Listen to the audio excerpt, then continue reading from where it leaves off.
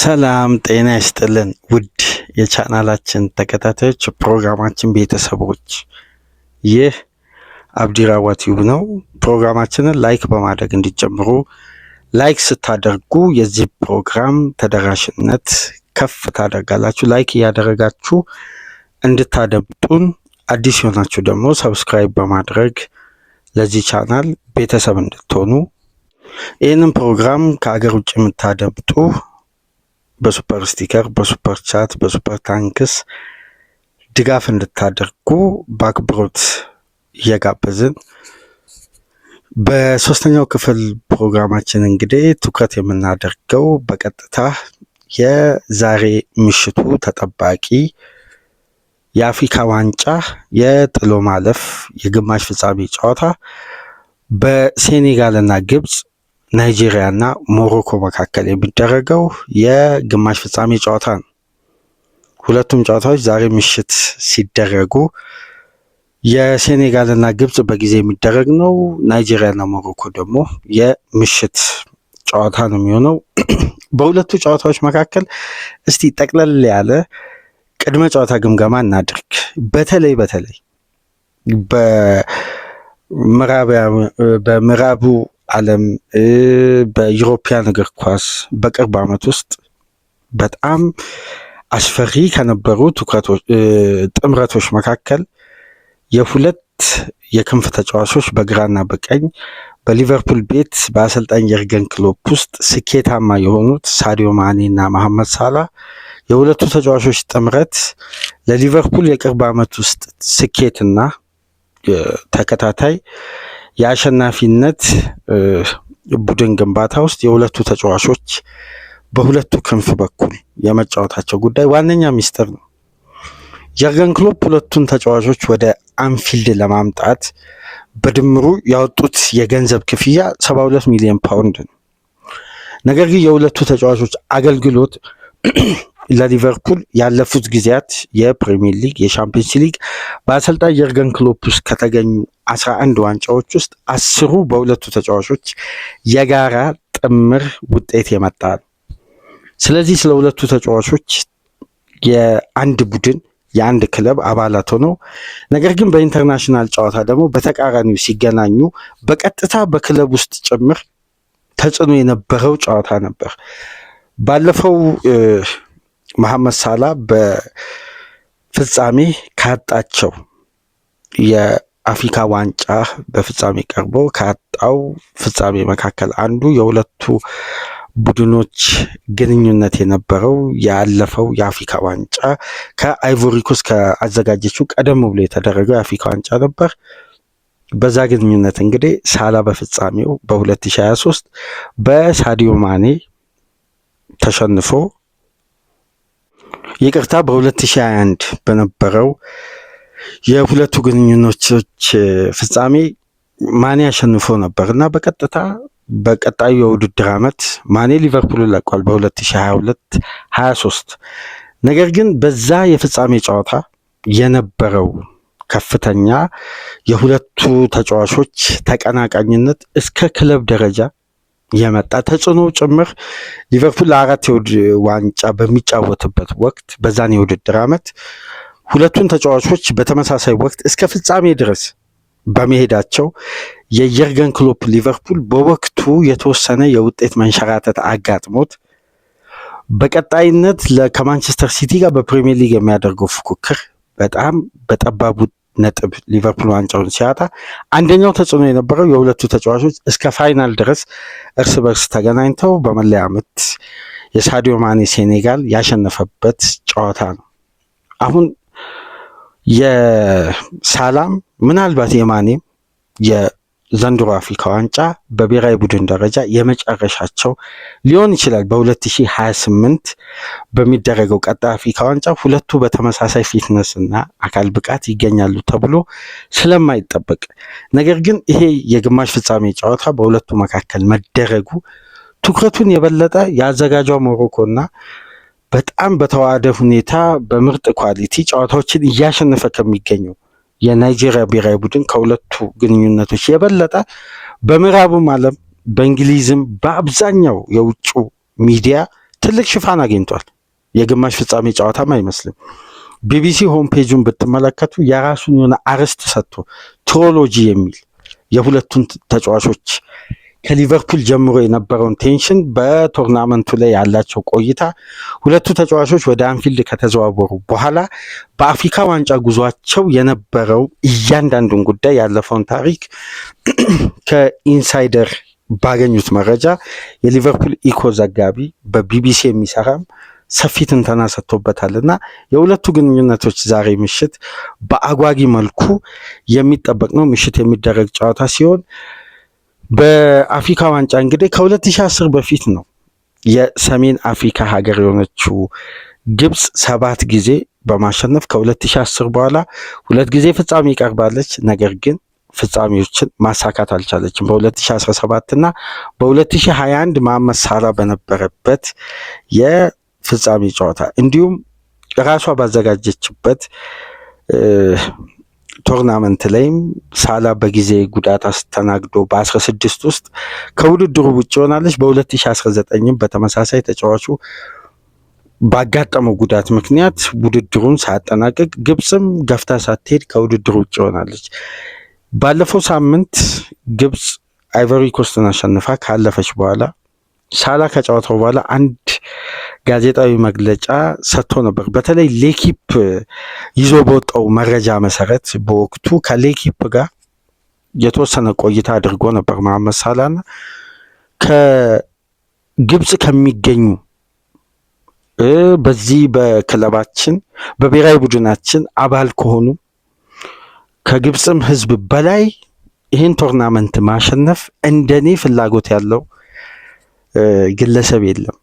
በተጫዋችነት ዘመኔ ሁሉንም ዋንጫ በሚባል ደረጃ አሳክቻለሁ። በትልቁ ግቤ ግን ከግብጽ ብሔራዊ ቡድን ጋር የአፍሪካ ዋንጫን ማሳካት ነው። ይሄን ለማድረግ ደግሞ ምናልባት ይሄ የመጨረሻ አጋጣሚ ነው።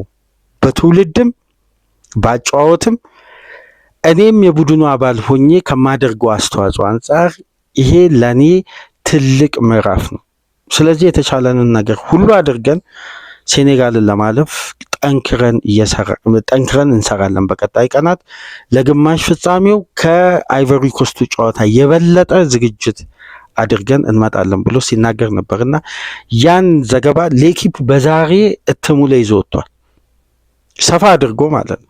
ቢቢሲ ላይ ተዘግቧል። አትሌቲክስ ትናንትና ወደ 6 ፔጅ ገደማ የሚሆን በሁለቱ ተጫዋቾች ከአንፊልድ ቴንሽን እስከ አፍሪካ ዋንጫ ፍጻሜና ግማሽ ፍጻሜ ድረስ የሚል ሰፊ ትንተና ሁሉም እየሰጡበት ነው የሚገኘው። በዚህ ደረጃ ሽፋን ያገኘበት ዋነኛ ምክንያት የሁለቱ ተጫዋቾች ወርልድ ክላስ መሆን። አንደኛ ደረጃ የሚያኮራው ነገር የአህጉራችን ምርጥ በቅርብ ዓመት ውስጥ ከታዩ ክላስ ያላቸው ተጫዋቾች መካከል ሁለቱ አብረው በጋራ ክለብን ከፍ አደረጉ። ማኔ በሴኔጋል ውጤታማ ሆኗል። ሳላህ በግብጽ ግን የማኔን ያክል ውጤታማ አልሆነም። በክለብ ደረጃ ባለ ስኬትና በግል ሽልማት ከሆነ ደግሞ የመሐመድ ሳላህ ሽልማቶች አይደለም ከማኔ ከበርካታ ተጫዋቾችም ይበልጣል። በተለይ የሚሰባብራቸው ሪከርዶችና በሊቨርፑል ቤት እንደምታውቁት የየርገን ክሎፕ የበኩር ልጅ ይላሉ የሚዲያ ባለሙያዎች። ሳላህ አይነካም። ሳላህ ዙሪያ ነው አሰልጣኙ ጭምር ቡድን የሚገነቡት እና ለሳላህ በሚሰጠው ከፍተኛ ነፃነት ውስጥ ሊቨርፑል የግብ ምርቱ የሚያገኘው በሳላህ ፖዚሽን ነው። ይሄን አጫወት ደግሞ መከተላቸው በአብዛኛው የምትመለከቱት ሊቨርፑል ውጤታማ ሆኗል፣ አትርፏል እንጂ አልተጎዳም የሚሉ በርካታ ዘጋቢዎች አሉ ለሳላህ በተፈጠረው ኮንፈርት ዞን። ነገር ግን በተቃራኒው ደግሞ ከሳላህና ከማኔ አንዱን መምረጥ በነበረባቸው የርገን ክሎፕ ከማይክል ኤድዋርድ ጋር በነበራቸው ሚቲንግ ያለምንም ማንገራገር ቅድሚያ የሰጡት ለመሐመድ ሳላህ ነበር እና ማኔ ተገፍቷል በሊቨርፑል ቤት። በወቅቱ ከሚያገኘው የክለቡ ከፍተኛ ተከፋዮች መካከል መሐመድ ሳላህ ቁጥር 1 ነው። ሳዲዮ ማኔ በክለቡ ከወጣው የደሞዝ ክፍያ እንኳን ሌቭል ላይ ሲወጣ የሳዲዮ ማኔ ሌቭል 3ኛ ደረጃ ሌቭል ነው የሚገኝ። 2ኛ ደረጃ ላይ እንኳን አልተቀመጠም። በወቅቱ ለሊቨርፑል አገልግሎትና ከሚያገኘው ደቂቃ አንጻር በጣም አነስተኛ የነበረው ቲያጎ አልካንትራ ጭምር ሌቭል 1 ደሞዝ ተከፋይ ነበር እና ሊቨርፑል በአብዛኛው ጥበቃውንም ምቾት መስጠቱንም በተሻሻለና ምርጥ በሆነ የደሞዝም የኮንትራት ጉዳይ ላይ ሳይድ የመያዛቸው ጉዳይ ከመሐመድ ሳላ ኳሊቲ መነሻ በማድረግ ነው ብለው በርካታ ተንታኞች አስተያየታቸውን ይሰጣሉ። በተለይ ሳላ ገዳይ ነው ይላሉ። በቅጥል ስሙ በኤርገን ክሎፕ በእጅጉ ከሚታመኑ ተጫዋቾች መካከል አንዱ የሆነው ግብፃዊ ኮከብ ከማኔ 1 ዓመት ዘግይቶ ነበር ወደ አንፊልድ የመጣው። ሳዲዮ ማኔ በወርክ ሬቱ በማይደክም ጉልበትና ፍጥነቱ እንግዲህ በአስደናቂ ሁኔታ የሊቨርፑልን ክብር ዳግም ከመለሱ ተጫዋቾች መካከል አንዱና ግንባር ቀደም ነው። ሰራተኛነቱ አንገቱን ደፍቶ በአስደናቂ ብቃት ኳሊቲ በዛ የግራ ክንፍ ስፍራ ከአንዲ ሮበርትሰን ጋር ያሳየውም ጥምረት ለሊቨርፑል ስኬት ትልቁ መነሻና ኢነርጂ ነበር። ነገር ግን ሁለቱ ተጫዋቾች ዛሬ ምሽት በተቃራኒ ሆነው በሁለቱ መካከል ያለውን ቅሬታ እንግዲህ ሳይፈታ ነው ሁለቱም ሳዲዮ ማኔ ለቆ ሳላ እንግዲህ በሊቨርፑል ቤት አሁንም አምናም 400,000 ፓውንድ ኮንትራት አግኝቶ በሊቨርፑል ቤት ለተጨማሪ 2 ዓመት የሚያቆየውን ኮንትራት መፈረም ይሻሉ። ማኔ እንደምታውቁት በአልናስር ነው ከክርስቲያኖ ሮናልዶ ጋር እየተጫወተ የሚገኘው። ዛሬ ምሽት እንግዲህ የሁለት ወርልድ ክላስ ተጫዋቾች ፍልሚያ ነው የሚሆነው በሴኔጋል እና በግብፅ። የሴኔጋል ብሔራዊ ቡድን የማኔ ተጽዕኖ አለበት ከፍተኛ። በማኔ ይሄ ታታሪነት በክለብ ደረጃ ከሚያሳየው ፕሮፌሽናሊዝም እስከ ብሔራዊ ቡድን ድረስ የሚያሳየው የሊደርሺፕ አቅም ድረስ የሴኔጋል ብሔራዊ ቡድን በእጅጉ በማኔ ዙሪያ የተገነባ ነው። የግብፅ የመጨረሻ ታርጌት ማን የሆነው ሳላ ነው። ሁለቱም በፕራይም ታይማቸው አብቅቶ የአበባ ዘመናቸውን በሊቨርፑል ቤት ጨርሰው እንግዲህ ዛሬ በብሔራዊ ቡድን ደረጃ የመጨረሻ ታሪክ ለመስራት ወደ ፍጻሜ ለማለፍ የናይጄሪያና የሞሮኮን አላፊ ቅዳሜ በፍጻሜው ለመፋለም ዛሬ ምሽት የሚያደርጉት የሁለቱ ግንኙነት ከወዲሁ በእንግሊዙ ሚዲያ በሌሎችም ዓለም ሀገራት ትኩረት አግኝቷል። ዛሬ ምሽት እንግዲህ የሁለቱ ተጫዋቾች የግማሽ ፍጻሜ ፍልሚያ ነው የሚሆነው። እስካሁን ድረስ ባለው ውጤታማና ጠንካራ ጉዞ ያደረጉ ሁለት ሀገራት እንግዲህ ዛሬ ምሽት የሚገናኙ ይሆናል። ግን አንድ የምናስታውሰው አጋጣሚ አለ። 2021 ላይ ካሜሮን ባዘጋጀችው የአፍሪካ ዋንጫ በዛ የአፍሪካ ዋንጫ የፍጻሜ ጨዋታ በ120 ደቂቃ ምንም አይነት ግብ አልተቆጠረም ነበር። የምናስታውሰው አንድ አጋጣሚ አለ።